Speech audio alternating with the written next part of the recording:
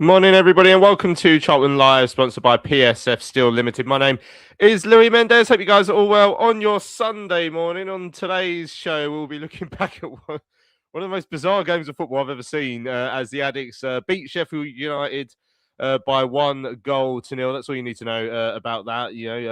Maybe they might have gone down to 9 men at one point as well. But yeah, we won 1-0. Everyone's absolutely delighted. So we'll be looking back at that game. We'll also look ahead to Tuesday's home game with Derby as well. Joining me to do that first up, Tom Wallin. How you doing, Tom? All right, mate. Can't wait for the pile-on when I start praising the good stuff from yesterday. But clean sheet win, as Thomas Sangard would say. So, yeah, happy days. Yeah, I'm glad I see Sue pointing at herself. I'm glad she's on because she'll be the only person more positive than I am. But, yeah, what's not to like about a home win against a good Sheffield United side? Lovely old stuff. Ground out a gritty 1-0 win. That's what we did. That's what the record books say. Also, bottom right in that nice new hoodie from the club shop is Lewis Cat. How you doing, Lou? I'm good, mate. Thank you. I'm all right. How are you? Yeah. I'm confused actually. I'm very, very confused. I don't know how I'm feeling, but yeah. Also, bottom left is Sue Gallup. How you doing, Sue? I'm really good. I'm really happy. We won. That's all that mattered. Yeah. That's definitely the most important thing that happened after yesterday. So we'll look back at the game. Obviously, 2 red cards for Sheffield United inside the first half. We go on to win the game 1-0 with a goal early in the second half. I mean, it's even that doesn't sum it up because it was just such a strange game. But we'll really dive into the detail of that one. We'll of course hear from the Addicts boss Nathan Jones, who was in feeling certain ways after yesterday's game. We're going to hear from Lyndon Dykes, who got an assist with his first touch in a Charlton shirt, set up the goal for Sonny Carey. So great to hear from him. I got him to clarify why he wears 99 on his shirt as well. So we'll hear from Lyndon Dykes later on. And as I said, we've actually got a Derby County guest coming to join us right at the end of the show as well. Holty from the Rams Review is going to give us a bit of a preview ahead of Tuesday's home game with Derby County. So we'll hear from him. We want to hear from you as well. Good morning to everyone who's joining us in the chat. Robert, first one in there, says, morning all. Sod's Law will probably play better on Tuesday against Derby and lose, but that is the championship for you. Powell said it was the most embarrassing win I've ever seen. Like I say, there's going to be some confusion today, and I think we're all going to share that as we get through. But yeah, feel free to let us know your thoughts on yesterday's game. studio@charltonlive.co.uk. If you want to email us, you can tweet us at Charlton Live, or the best thing to do is to do what Robert and Powell and plenty others have done and put a comment in the live chat on the YouTube stream. That's the easiest way for me to see it. So feel free to do that. Right. We're going to hear the highlights. I normally describe them as the goals, Tom, but when it's more red cards than goals, I'll call it the highlights of yesterday's game. We could have been 3-0 down after about 40 minutes. At half-time, all of a sudden, Sheffield United, through their own ill discipline, it's their own mistake. They've done it to themselves. They've got 2 red cards, and it changes the complexion of the game massively. We score in the first minute of the second half. It is quite similar to our season as a whole, really. The good start to the second half maybe got everyone's expectations up about what was going to happen for the rest of the second half, but I'd say the 44 minutes after that goal was the most uncomfortable I've been all season, and that's including the four goals we conceded in 8 minutes against Southampton, because at least that was a bit of a slapstick comedy. Yesterday, I spent the entire second half pooing myself that we were going to concede, because every time they turned the ball over, they looked really dangerous, praying that we'd go and get a second and trying to work out if we were doing the right thing by playing the ball around a lot. I asked Nathan, what do you do in that? I've never seen us in that situation. I don't know what to do against a side that's clearly much better than you, but they've got 9 men. So how do you find the killer instinct? I honestly, I didn't know how I felt at full time. The first thing I knew, I felt delighted because we won, and it's a massive win for us. It's a bonus win because we were never going to win that game yesterday, 11 versus 11, and it's a big 3 points. But my word, I hated every minute of it. I totally agree with you. The main thing is the 3 points. I've got a note on my laptop in front of me, which goes from the very top of my laptop all the way down to the bottom of thoughts. And I would say they're probably 65-35 in favour of the bad and the negative, because there was bad stuff, right? There's no getting around that. We could have been 3 or 4 down at half time, as you say. people around me at the end of the game were saying things like, I'm more angry than if we'd lost. It's the worst win I've ever seen. I've never been so embarrassed to win, stuff like that. And I get it to a certain extent, but we have no divine right to win games at this level this season. And we've done it okay against 9 men, but we still did it. And I think, and we can unpick this obviously over the next hour, and I was thinking about this point just before I came on, we've thrown away a draw against Portsmouth in the last minute. We've thrown away a 2-0 lead at Blackburn. This is a team that have not been on a good run. And so when you're presented with an opportunity like this and you're 1-0 up, I imagine the first thing they're thinking is, we cannot lose. Imagine how embarrassing this will be if we draw it or lose it. And so that edginess surely just comes from that. And look, we'll probably get onto the booing as well. It's something I didn't agree with. The part of our play in the second half I did agree with was knocking it around and trying to stretch them, passing it across the back, because they cannot score if we've got the ball. The problem was we weren't doing it effectively enough. We weren't moving it quickly enough. But the principle behind what we were trying to do was right. It was just poorly executed. And it's poorly executed because we're not a great team at the moment. But look, there were decisions Jones made at half-time or didn't make at half-time that I don't agree with. I think we should have been better second half. And I did think when we scored the first goal, we'd go on and get 3 or 4 more. But ultimately, we've won the game. People might disagree that the league should be able to take that away from us, but they can't. We weren't expecting the win. Godden came back. Dykes got an assist. Clark looked all right. And as people have mentioned in the chat, we played well against Coventry and Leicester and got 1 point from those 2 games. Okay, this was a poor performance, but we've got 3 points and these things even themselves out. I agree with the comments that if we play like this for the rest of the season, we're in trouble, but I cannot see that happening because, as you say, yesterday was a bit of a once-in-a-lifetime event. We got through it and we've won the game, and really that's all that matters for me. Lovely stuff. Right, we've got so many comments, and I've just opened the emails as well, and I nearly took my eye out the amount of emails we've got in the inbox as well. So we're going to get to as many of your comments as well. But let's have a quick listen back to the incidents from yesterday's game. Brownie was alongside Greg and Tell on Charlton TV. To Samari, that's a loose touch and invited the challenge from Nibs, who wasn't happy with the challenge to Samari, and the referee's bringing out a red card. And Sheffield United, despite all their pressure, now find themselves down to 10. It's a challenge to Samari that caught Harvey Nibs, and Samari's been red carded. Well, he looks in some discomfort, so the first thing to say is let's hope Harvey Nibs is okay. Yeah, I mean the angles we're getting, we're a long way away from the pictures, and it's really difficult to tell on a 4-inch screen with a camera angle that's 7 miles away. But I hope Nibs is okay. But the red card's given. It's no good hanging around. Oh, get off. Get down the tunnel. Sheffield United clear. McCallum goes long. Jones watches all the way. Clears it forward. And then Carey helps it on. It's been wiped out by Tanganga. And that's another red card. Sheffield United are down to 9. Tanganga, the captain, sent off. Late challenge on Sonny Carey.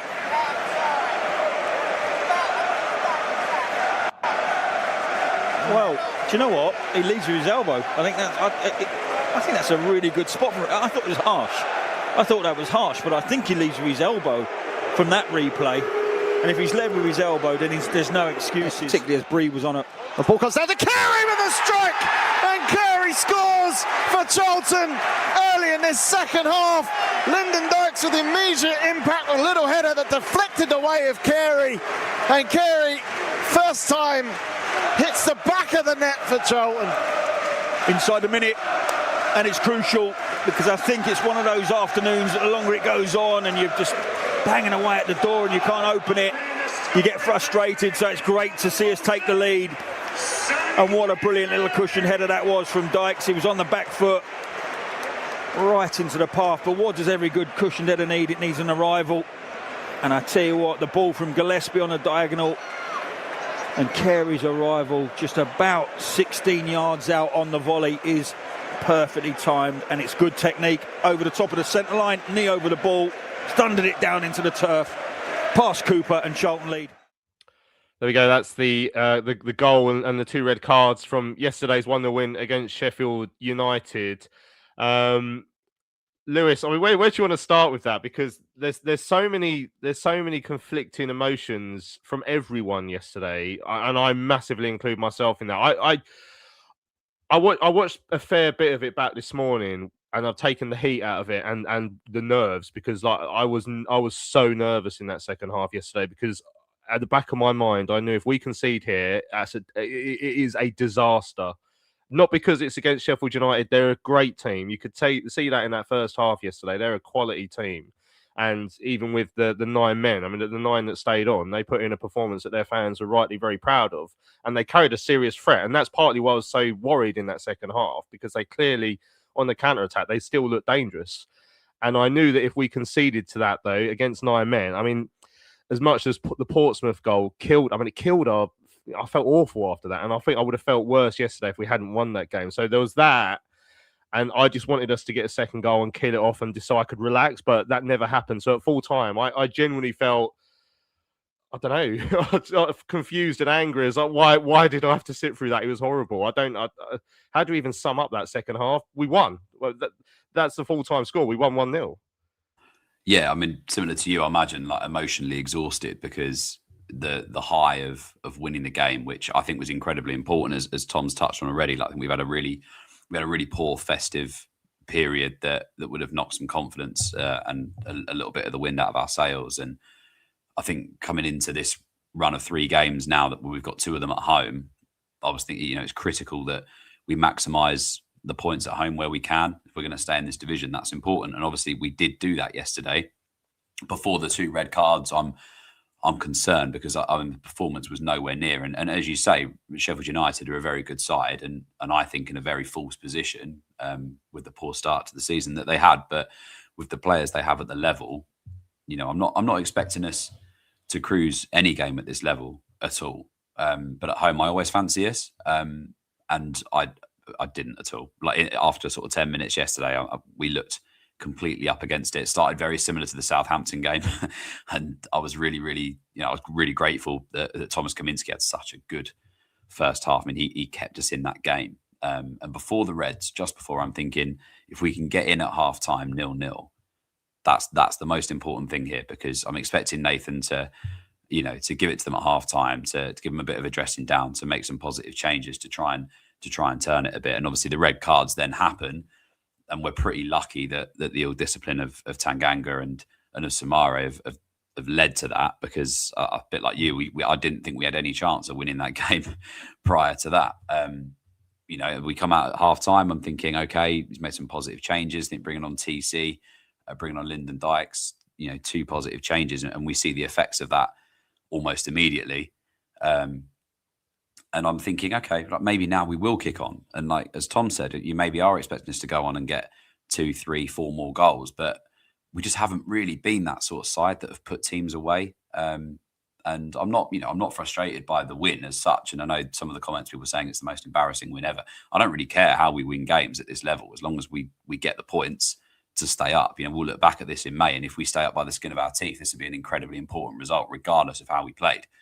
But I think when we're at home, and when you've got the advantage of 2 men, you do expect to maybe be a little bit more convincing in how you deliver that 3 points. And I don't think we were. Some of that, I think, is down to, I think Sheffield United were incredibly organised, incredibly well managed by Chris Wilder. I think he is obviously a really good manager at this level. They've got really good players. And I think that they handled being down to 9 men incredibly well, which made it a little bit difficult for us. But there are areas where we maybe just don't look to create that forward pass. We always look to go backwards. We always look to play safe. And as Tom said earlier, like, that may be down to the fact we had that poor festive period, and we're thinking we just need these 3 points. By hook or by crook, we just need these 3 points. But ultimately, I think what fans want to see is when you're down to 9 men, you want to capitalise. And obviously, as supporters, we want to see us do as well and play as well as possible. And I don't think we did that yesterday. Yeah, it's funny. Yesterday I was thinking about times I've seen us play against or play with 9 men, because I can't. There must have been times, but I can't remember another side going down to 9 against us. I think maybe Bristol Rovers in a game in League One in about 2010. I think we were already pretty handily ahead in that game, and it's different. But the 3 games I could remember yesterday. There is one more now I have remembered, which was against Blackpool in COVID, which was irrelevant, and we were already like 3-0 down at the time. But Before that, we were unbeaten in every game. We'd gone down to 9 men that I could remember. There was an away game at Bristol Rovers under Powley, which we drew 2-2. There was an away game at Oldham that we actually won. And then there's obviously the Miguel Liera equalising goal against Swindon. So we're unbeaten. So it does show it can be very strange to play against 9 men yesterday. I think the vast majority of the frustration of yesterday, and again, we're talking about a win. We've got to remember this. Like, I'm going to show you some stats later on in the show if I get a chance to show you how important that win is. But I'm sure you don't need me to tell you that really. But I've got a graph, so I want to show it. The fact that we were so second best in the first half, Sue, and then when we were given that 2-man advantage, it sort of highlighted something slightly different for me. So in the first half, Sheffield United had a great team. Clearly, I mean, Ruben Sellers should never be allowed to manage it again, because whatever he'd done to him was terrible at the start of the season. They were quality. They were giving us all sorts of problems. Kaminsky, who is our goalkeeper and part of our team, so therefore it was 0-0 because one of our team players was doing something very good, was keeping us in that game. But we in possession were so poor in the first half. You know, when we needed to keep the ball just to try and take some pressure off, it was quite frustrating that we kept giving it away. In the second half, now it becomes almost that attack versus defense exercise. And I think the main frustration is that when they've gone down to 9 men, so quite rightly, they're sat in their box. So really, it's like playing against a side with 11 men, because the defense is still pretty much the same amount of people inside the area. But it just highlighted the fact that when we've got a chance to consistently try and attack, we just don't create enough. And I think it was frustration. Maybe we didn't quite have that quality to create more clear-cut chances. I think the Leeburn one came from a header over the top that he latched onto. There was a good ball from Rankin Costello into Carey. But I think that was part of the frustration yesterday, that we're seeing what we know are our issues, but we saw it play out, you know, quite blatantly yesterday in that second half. You know, I think that's why Nathan was quite keen to point out where we are and where we've come from in the post-match interview. And he was tetchy yesterday. There's no two ways about it. I don't know if anyone, you've all seen the club interview, I'm sure already. You'll hear my interview with him as well. And I think he wants people to remember that we are a side that's just come up from League One. And that's why, putting it bluntly, we're not as good as quite a lot of the other sides in the Championship. And we saw that played out yesterday. Sorry. I mean, it was weird because obviously Thomas Kaminsky rightly got man of the match for the saves that he made, but also Sheffield United had some additional chances where I think they had a shot, it hit the post, it came back out, and then I can't remember who it was, it just then ended up skying it. And my best friend that I sit with, she turned around and she said, they're not going to score today, because it seemed it even though they were creating a lot, it seemed like it wasn't quite coming off for them. But I completely agree with what you're saying in terms of we just look really nervous, and I think part of that was, like Tom and Lewis have already said in yourself, I think the main thing was to not concede yesterday. In some respects, the scoreline is irrelevant. We won, we got 3 points, we got a goal. I think the main thing was just don't concede. And I think the crowds were nervy in the second half, which I think then probably adds a little bit of nerves to the players. So I just feel like all round it was just a really like the same. I felt really nervous in that second half, which I haven't felt before. Even when we've lost, I haven't felt that nervous, because I think part of my argument yesterday after the game, when we was talking about sort of unpicking it, was I think our problem was if we were pressing up too much, they were so capable of breaking better than we can, even with 9 men. The quality they've got in that side with those 9 men, you could see how quickly they were breaking if we left, because we left so much space. We missed Connor Coventry so much yesterday. So it was just, I think it was just about managing it as opposed to putting on this amazing performance. And getting that all-important win after that horrible run, I think now we'll take that and take it forward into Tuesday and hopefully next Saturday. But I feel like that win was so needed in so many ways that hopefully we'll now press on from that. Because we've got over that line, we've got that win. Right, let's just go, move on, use the confidence from the win. I mean, they looked knackered, and it was really weird, but we won. Yeah, it's weird. I mean, definitely try and take some confidence from the 3 points into the next couple of games, but I don't know what you take from that performance into the next couple of games, Tom.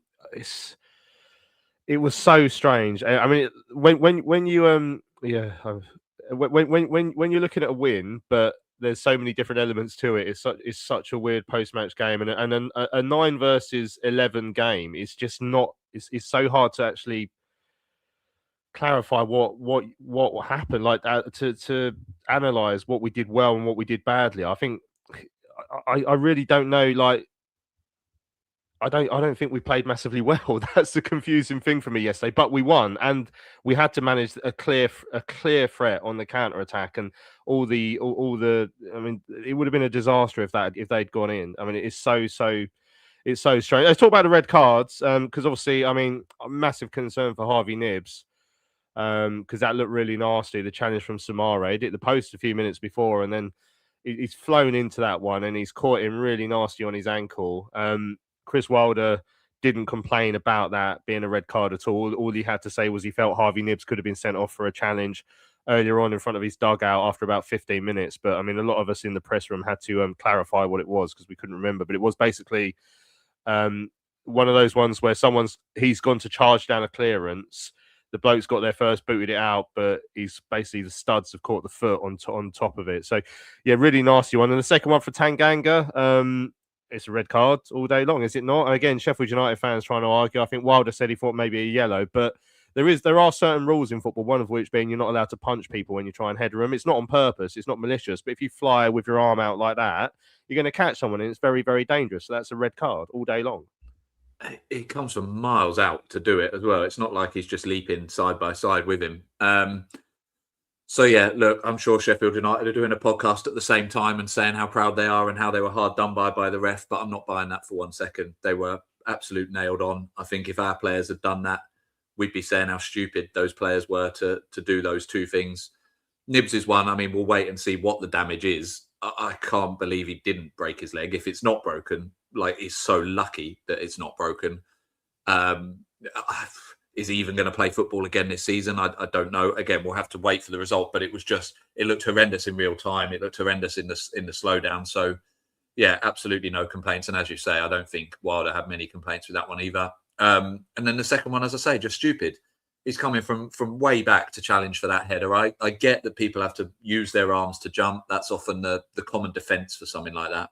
But he's kept it up there and he ploughed into the back of a player's head with that arm. So, as you say, you can't punch players. It's as simple as that. So just because he's punched him in the act of trying to do something that you can do in football and head the ball, as opposed to just standing next to him and punching him, waiting for a corner or something, doesn't excuse it. So both absolutely nailed on. And I think when you go down to 9 men, that point you're making and sort of the weird debate we're having, how do you sit up against 9 men? Like, I know they practice against 10 men in training and stuff like that, but 9, I don't really know. So, yeah, I don't think they can have any complaints. They basically handed us the win as a result of that. And again, even then, it was, it wasn't cut and dry. But, yeah, I understand why the fans are proud of the performance that the 9 put in the second half, because they probably should be. But at the same time, if I was a fan, I'd be leaving pretty annoyed that those 2 players have cost us 3 points there because, as you said, if it was 11v11, Kaminsky surely couldn't have kept that all game, and eventually they would have found a breakthrough. So, yes, a little stroke of luck, but we've had plenty of times where it's gone against us as well. Yeah, like I say, I mean, the Leicester game at home is the one that I'm sort of clean. A game we lost that we should have won, and yesterday was a game that we won. again, it's Sheffield United's fault that we won that game. They got themselves sent off twice. I know Keith is pointing out, and Wilder did say this in the presser when he came in, that they're going to appeal the second one. I'll be absolutely stunned if that gets overturned. And Wilder basically said that in his interview as well. So, well, we're going to appeal it, but so like he said something like that in our in the press conference he came in to do with us. As Mark says, you can't Superman punch players in the back of the head. It's dangerous and it's reckless. Chris said he felt he didn't think it was a red for Tanganga. He led with the arm, but he didn't think the contact was dangerous enough. But again, if you watch it at full speed as well, I mean, the pace he went in with, I mean, I feel like that's a red card, and all day long really. But the goal, Lyndon Dykes, one touch, one assist, which is a great start, Lewis, which is hopefully what we're going to see more of. We'll hear from Lyndon later on in the show. But good to see Carey score a goal. It was a lovely finish. It was a well-weighted ball from Gillespie that Dykes did really well, actually, to win that header and get it back across, and a really nicely hit first-time volley, first goal for a while for Carey.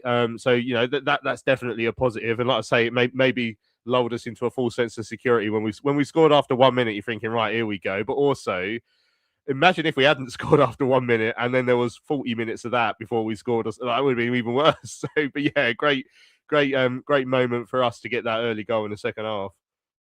Yeah, it was, as you say. It definitely led me into a false sense of security because I thought we might go on now and have a lovely afternoon. How wrong I was, but I think it's really important for Sonny Carey. I think obviously start of the season he really put himself sort of pole position for Player of the Year discussion. As the signings came through, he was one of the really early ones. I think people didn't forget about him because he was quite early. He kind of went under the radar a bit. And when you look at some of the other players we signed, maybe you thought he wouldn't be the one that would make the bigger impact, but early games of the season, I thought he was absolutely outstanding. And I think with our dip in form, maybe there was that reliance from us that he would be the one to pull us out of it. But he's also making that step up as well. And I thought maybe he's fallen away a little bit, so he's found himself out the side a bit, hasn't he?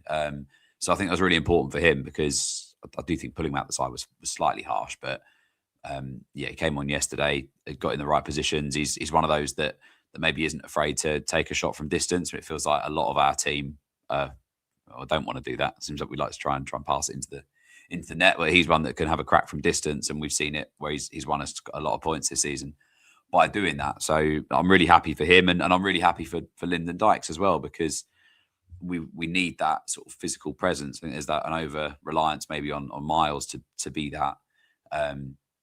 So for him to come on and to contribute so early into his Charlton career is very positive. I think we saw some flashes of what we'd get from him. I don't think we saw everything because he's not played a huge amount of football this season. But I think as he gets a bit more up to speed, he'll really maximise that physical presence. I thought he was a bit of a nuisance when he came on and got that assist. You can see it really lifted him straight away. Was sort of running him for every tackle, was getting him in a lot of good positions, was pointing out areas that he wanted the ball to be played to him. As he plays more games and as we play with him more, that understanding will be struck up between him and the other players. But yeah, really, really, really happy. I think him coming in, there are a few question marks over because he's not been playing for Birmingham. Like, is he going to be ready to run? What's he going to do? Is he the immediate impact that we probably need given the form we've been on? But he's absolutely, he's done himself no harm there yesterday with that. And hopefully that's a sign of things to come. Right, let's hear from Nathan Jones in a few moments' time. Dean's just said, don't think we'll see Bree again. 15 minutes ago, actually, the club just confirmed that his loan has ended. We knew that yesterday. We knew that on Friday night, really, didn't we? It was all over social media. But yeah, Bree has gone back to Southampton. I guess there's still a chance they might negotiate him for him to come back, but it seems very, very unlikely now that we've announced that he's gone. But right, let's hear what Nathan Jones made of yesterday's game. Why have I not got the clip in here? Right, hang on, I'm just going to have to upload that. So it was quite an interesting interview yesterday. And now I know you've all seen the club one as well.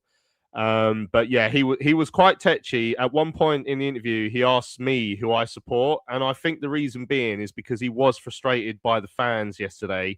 And I just so happened to be the Charlton fan in front of him, he found out. So he wanted to say what he wanted to say. And I took this as something he wanted to say to all the fans. But let's see what you guys make of it. Nathan, it's a quite bizarre game, but a win, I guess, is that the most important thing today? It absolutely is, and it was a bizarre game. It doesn't feel like a win and euphoria that it should. having beaten, Sheffield United at home, it doesn't feel like that. But look, a win is a win. It was a strange atmosphere. It was, they started fantastically well, and we needed our goalkeeper to keep us level. And then when they went down to 10 men, we had a little bit more control. 9 men, obviously, more control. And then, we made the right substitutions. So tactically, we felt we were good. We scored the goal. We had other opportunities. Didn't quite get the second, but the win's a win. How would you describe that second half? You got the early goal, and then it's hard to know what to do against 9 men from the stands. As a manager, what would you do in that situation when you have a lead? No, what you do is you just control the game. So what people have to realise is you can't just go gung-ho and go bam, bam, bam, because they have good players, and if you turn the ball over, every time we turn the ball over, they go at you, and they've got good players to do that.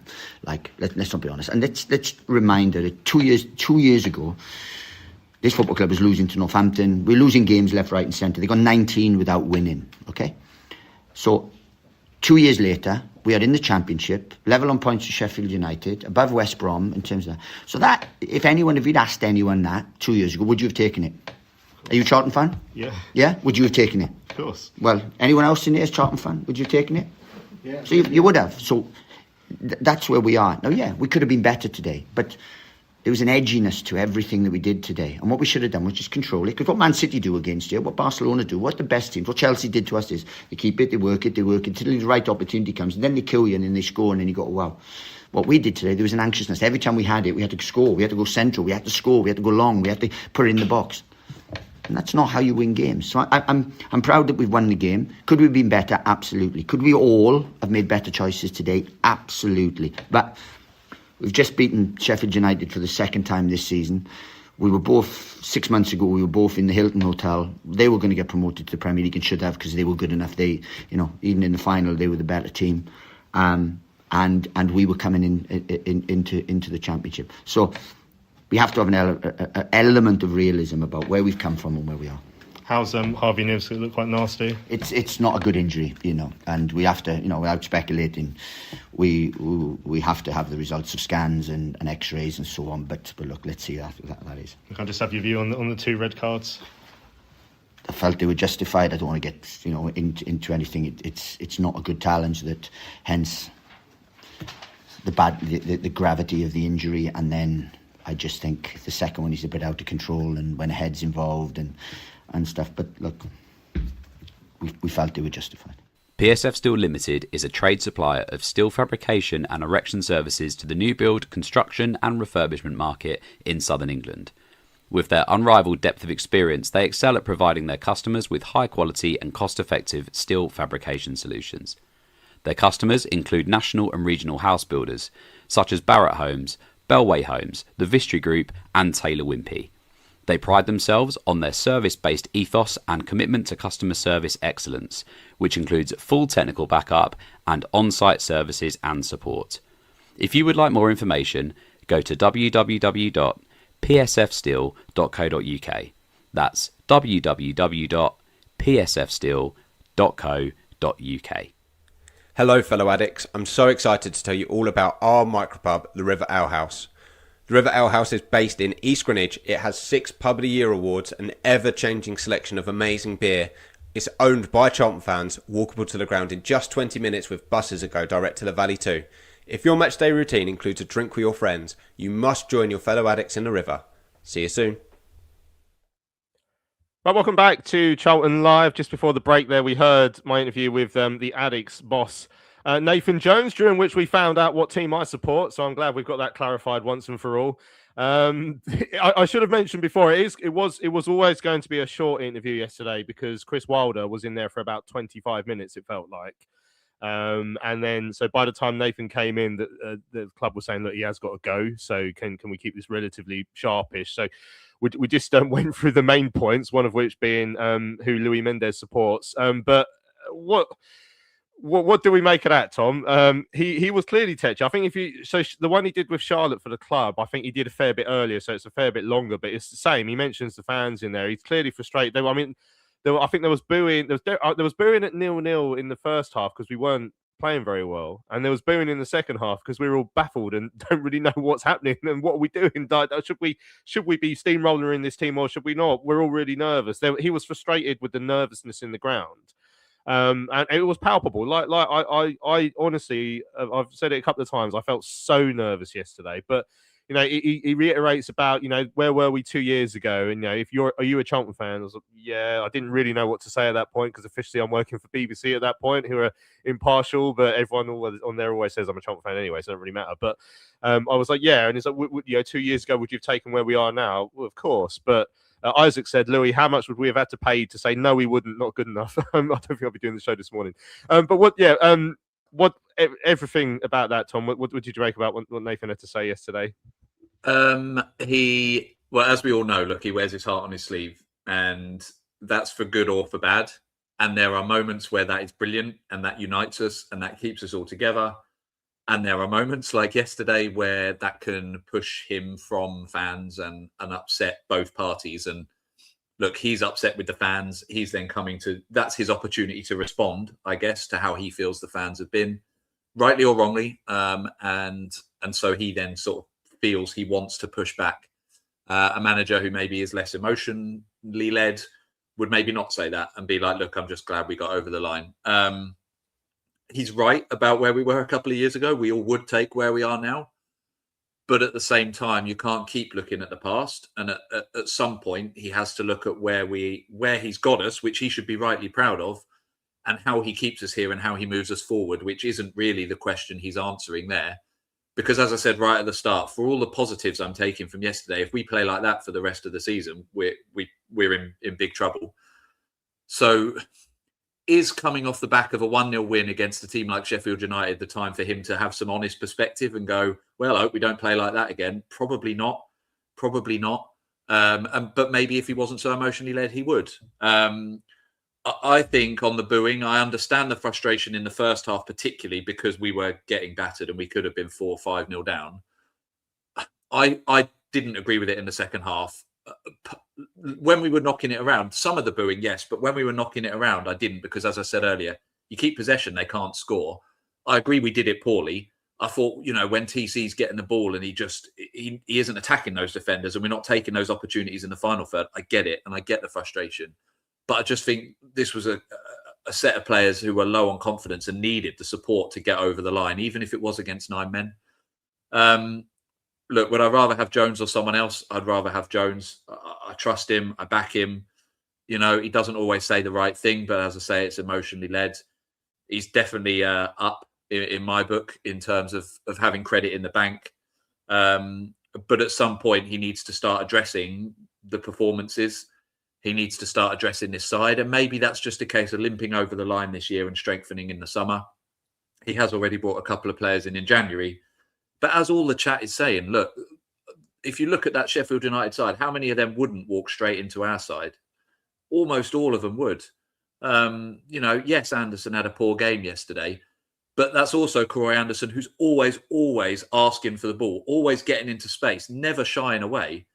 So it's not like these players aren't trying. I just don't think they're at the level of some of the clubs we're coming up against. So, look, I found the interview quite amusing. I enjoyed the fact we won yesterday. When the fans get wound up, it makes me laugh sometimes. But, as I say, at some point, he's got to start looking a bit more forwards. I understand why he goes back to where we were when he took over, but he can't do that forever. Because, we're Charlton fans. We want to be progressive. Ultimately, we want to get to the Premier League. I don't think it's going to be this year. I don't think any of us expected it to be this year. But ultimately, that's the plan. And when you're harking back to where we were on the cusp of relegation to League Two, that doesn't tell me how we're going to get to the Premier League. That just says we should be grateful for where we are now. And I think absolutely we should be. But at the same time, as a manager, you've then got to be looking forward. So, yeah, funny old interview. Not the first. I'm sure it won't be the last. But again, I just come back to the fact we got 3 points yesterday, and you've just got to be pleased with that, however we did. Well, you heard it here first. Tom Walling rules out promotion to the Premier League this season on Charlton Live. That's an exclusive from Tom Walling there. We've got so many messages. I'm trying to read some of the chat. I mean, people asking about Koroya, which obviously Tom did mention yesterday. Again, I watched it back. I mean, there was one bit I watched back yesterday where Sheffield United in the first half had an attack and he put a great challenge in. I was like, oh, brilliant. But then one of many players who struggled to keep possession of the ball yesterday, and a couple of his passes just behind people straight out, obviously were frustrating yesterday. Finchy said, "I didn't notice the boos. I was probably too nervous. I don't like the fact that he goes for fans every time he's unhappy with something. I find it very strange." And he said he felt like we only had one plan, which was to hit TC and hope he creates something. Ethan says, "We all appreciated the 1-0 loss against Leicester. Can we? Because we played brilliantly. You can't have it both ways." Russell just says he just wants to stay in the Championship for now. Andrew says Tom agreed with Tom. Players tried hard, but we needed to change from hoofing it to passing it when 11v9, and we did play a lot of football yesterday. But then, the penalty box entries again, it just felt like we didn't get that many yesterday, which I found the whole thing was baffling yesterday.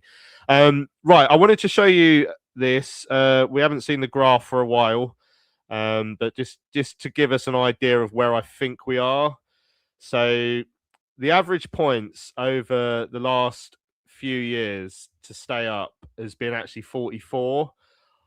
Someone said earlier on in the chat, and forgive me, there's so many messages today, I'm going to struggle to find who it was again, but asking if it's going to be a little bit higher this year. So currently the side that's in 22nd on a points per game basis are looking more like 46. So I feel like it probably will be slightly higher this year, maybe a little bit. But I mean, in the ballpark, like even if it like 47 would be considered quite high, 50, 51 can happen, but hopefully it won't be. So we're in a position now where if it is going to go roughly with the average, we're in a really good place to actually go and stay up, because we've done very well in the first half of this season. So if it's 44 points, we're currently on 32. It means we only have to pick up 12 more points, which sounds easy, doesn't it? Now, if it's sorry, I've gone into the wrong page there. If it's a slightly different number to that, then maybe we'll have to top these numbers up with some draws or something. But you can see here,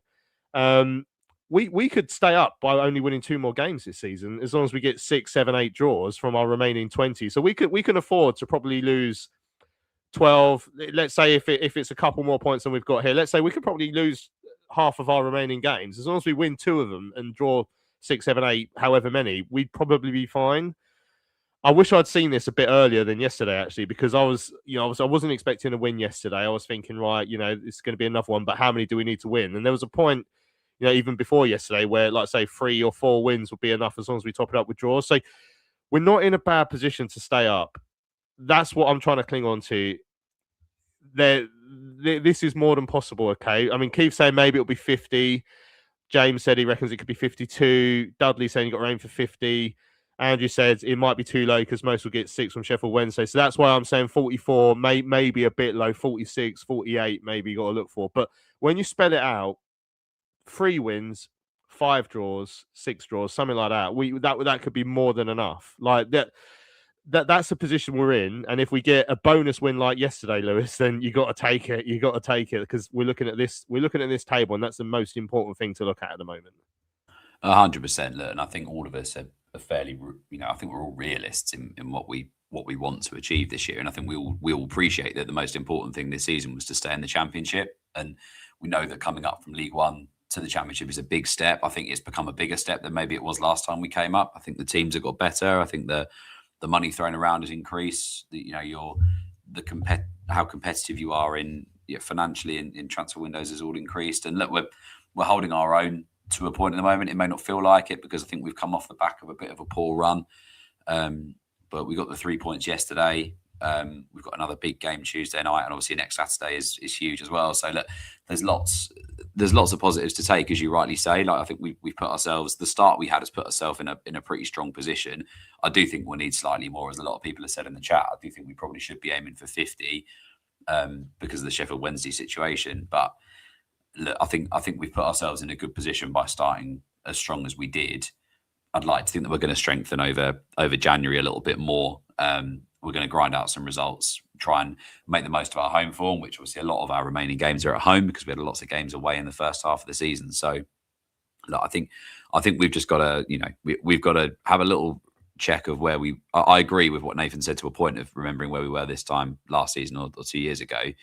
The performances are naturally going to disappoint people when they are like they were yesterday. But if we can stay up this season, then I think we've really achieved the goal that we would have set out in the summer. And then it's about trying to kick on from there. And a lot of these teams in the Championship have been here a long time, and the ones that challenge are the ones that have either come down from the Premier League or the ones that have been in here for a while and have been able to stabilise and kick on and strengthen over a period of time. And we're in our first year back after 4 or 5 years away.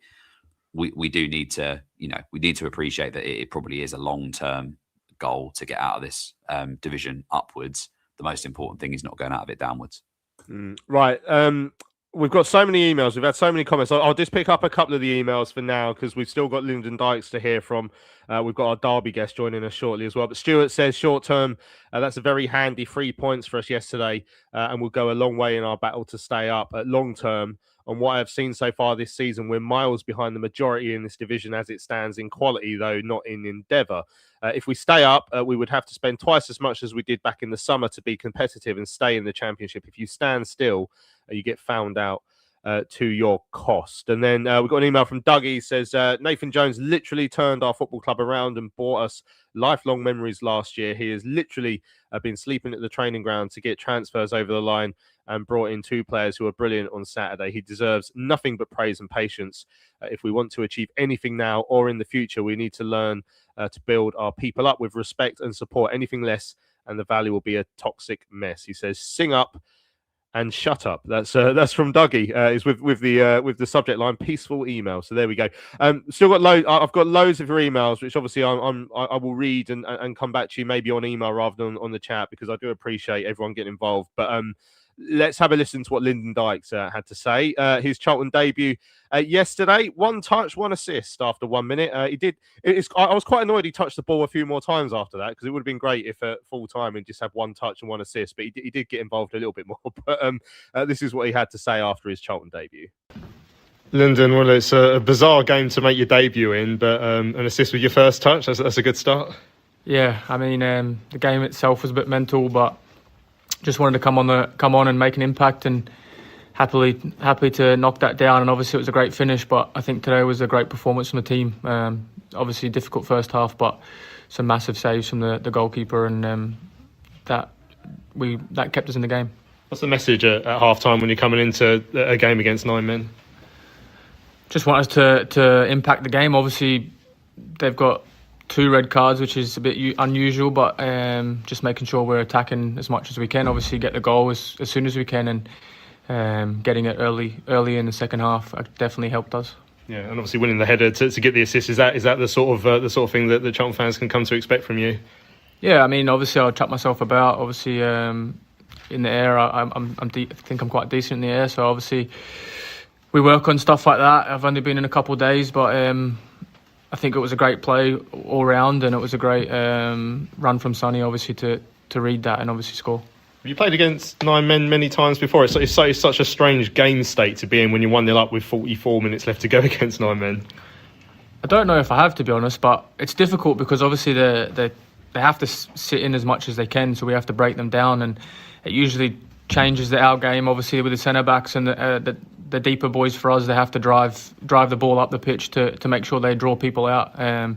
So it changes our game a little bit. Have to make sure we move the ball quick and stuff. But we've done that in phases. Obviously, you could hear the crowd a little bit disappointed. Sometimes not always attacking, but sometimes you have to kill the game off and make them frustrated and then actually drag them out of positions to attack.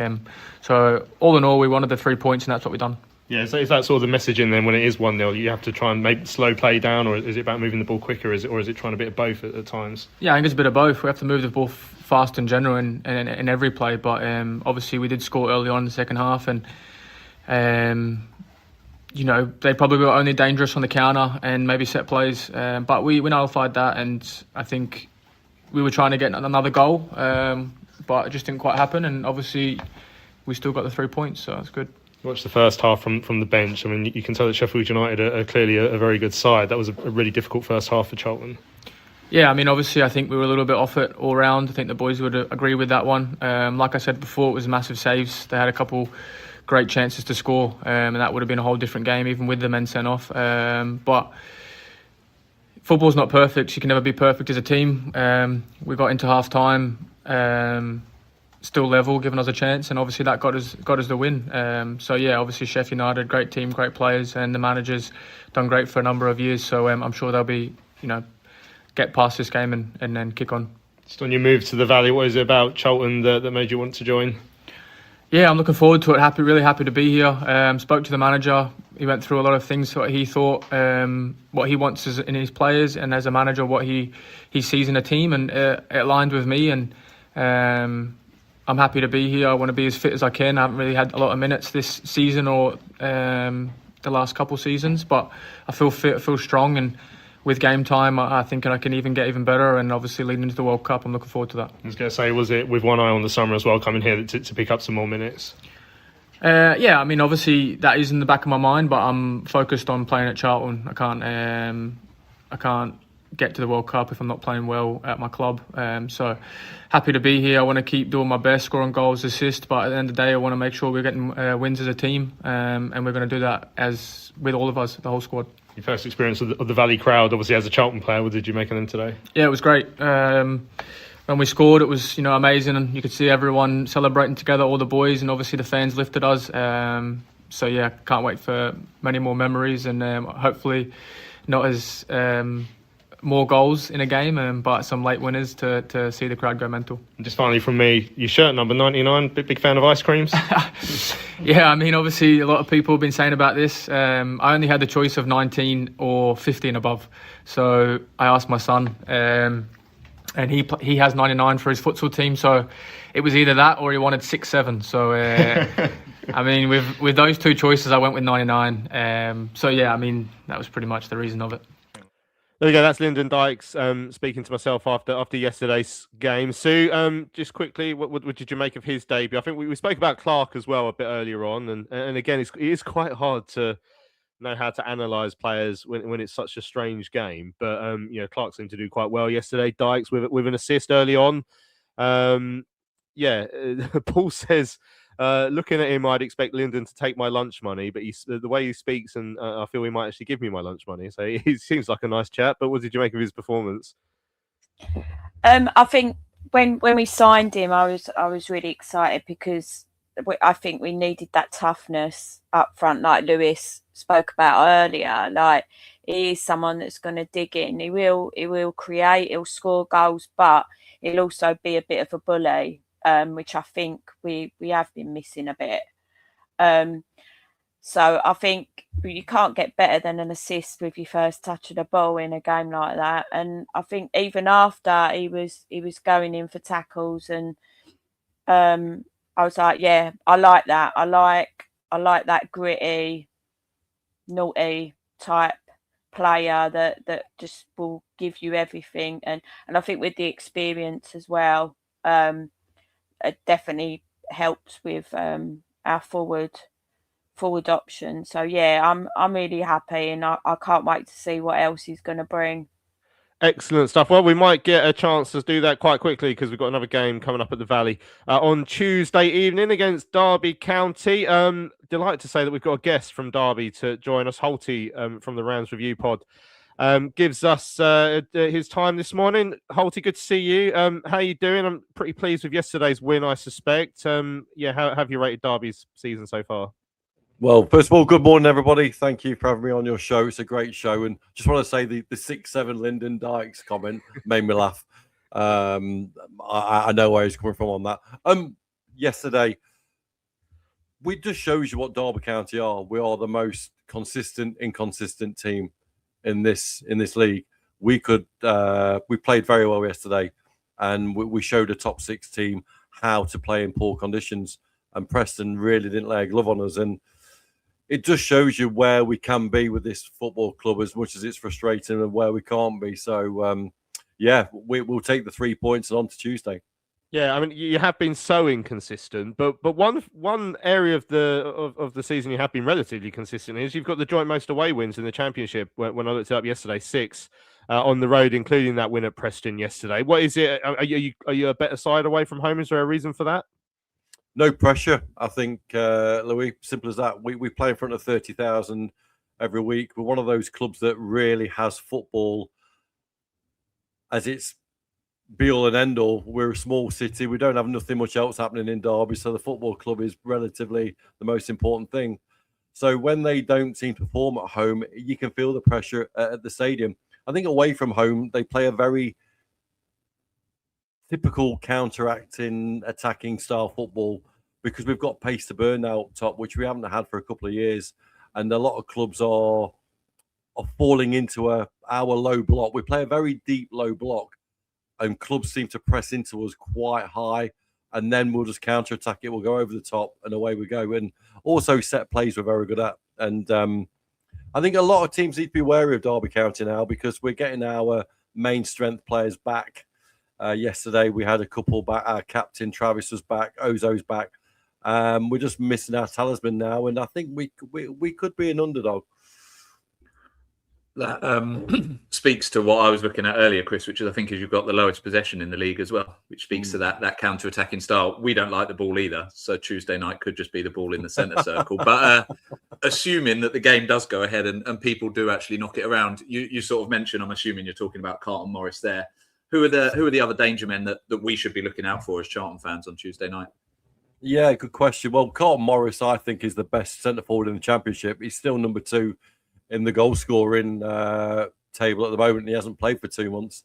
He has been a sore miss, but we've got an American up top called Patrick Aguimang, who's 6'4", and for people of my age, if you can remember a gentleman by the name of Paolo Wanchop, who played for Derby back in the late 90s, who was just arms and legs everywhere. This guy is everything and more. And Paolo Wanchop, he scored yesterday with a towering header. He will do absolutely nothing for 70 minutes and then become a world beater. And I think Charlton, what Charlton really need to worry about is the fact that counter-attacking football is all about having no possession. I think what Derby have started to learn quickly is that when you haven't got the ball, you do a lot of running. And when you do a lot of running, you get very tired. I think Derby have now got this low block attitude, whereas let the team come on us rather than us press. And I think Derby are now starting to learn that quickly. Going back to your question, I think Lewis Travis is the massive importance of Derby County. He came into the club from Blackburn Rovers under a black cloud at Blackburn. He was playing with the kids. He wasn't getting any time. He forced the move. He came in too early, got injured. Yesterday, he was by far the best player on the pitch.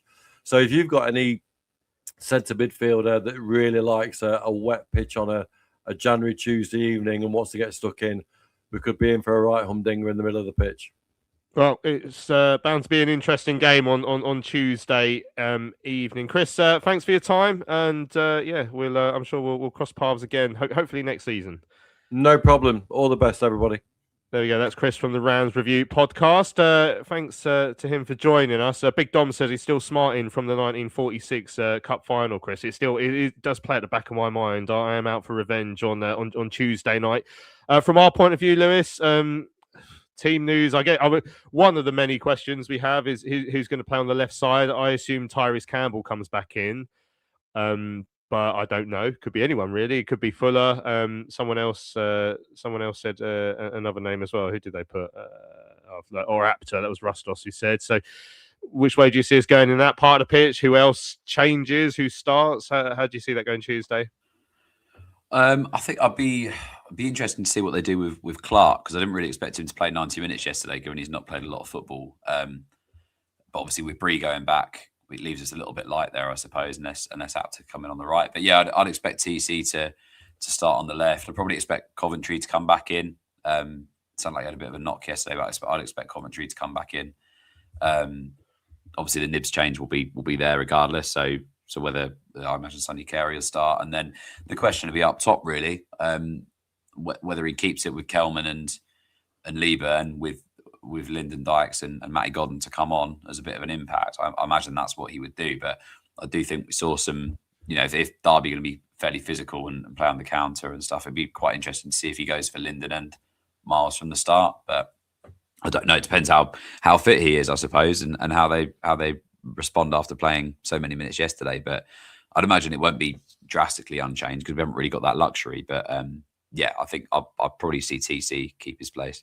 Yeah. So I mean, this is before this weekend. I said 4 points from this week would be good. Now we've been gifted a bonus 3 points. I mean, is it getting too greedy to say that this is another opportunity for us? If we can beat Derby at home, with all due respect, going into away games at Millwall and Leicester, which even take the rivalry out of it for next Saturday, is a really difficult game. Millwall are flying at the moment, and Leicester, they can beat anyone on their day. They're a strange team, Leicester, but so it's another big game. Home games are so important for us this season. As Big Dom says, hopefully they'll get 2 players sent off, which would be nice. But if by some bizarre reason they don't go down to 9 men and we have to play 11, if we can win that would just be massive. It get us very close. Get us very close to where we need to be. With some time to spare. Yeah, and I think just going back to what you were saying earlier, Louis, about the wins and losses and draws, I think. I wouldn't put a number on it. You just got to try and get what you can get, as much as you can, as many points as you can till the end of the season. I am confident we'll stay up. I don't see us going down, but I think every game's important. But to try and keep that momentum up, like having that win yesterday, obviously we do tend to do better at home, so I think we'll go for it Tuesday night, and I feel positive that we'll get at least a point Tuesday. But I think we just got to go for it. Lovely stuff. Right, we've run out of time. In fact, we've gone over time because there was so much to talk about after yesterday's game. 1-0 win against Sheffield United, 9-man Sheffield United. Massive 3 points for us. That's the takeaway I've got from it. But yeah, we've been through it all. I'm not going to summarise again, but it was a strange game. Massive thanks to everyone who's joined us live in the chat this morning. Again, sorry if I didn't get to all your emails and your comments. We had so many people because there were so many talking points out of yesterday's game. But if you're watching on catch up as well, feel free to put a comment in below the video as well. Just let us know your thoughts on yesterday's win, how you're feeling ahead of Derby as well. But for now, Tom, Lewis and Sue, always an absolute pleasure. Cheers, everyone. Lovely Thanks, stuff. everyone. I'm Louis Mendes. This has been Charlton Live, sponsored by PSF Steel Limited. We'll be back on Thursday. Oh, Christ. When we look back at the Derby game and ahead to Millwall next Saturday. We'll see you then.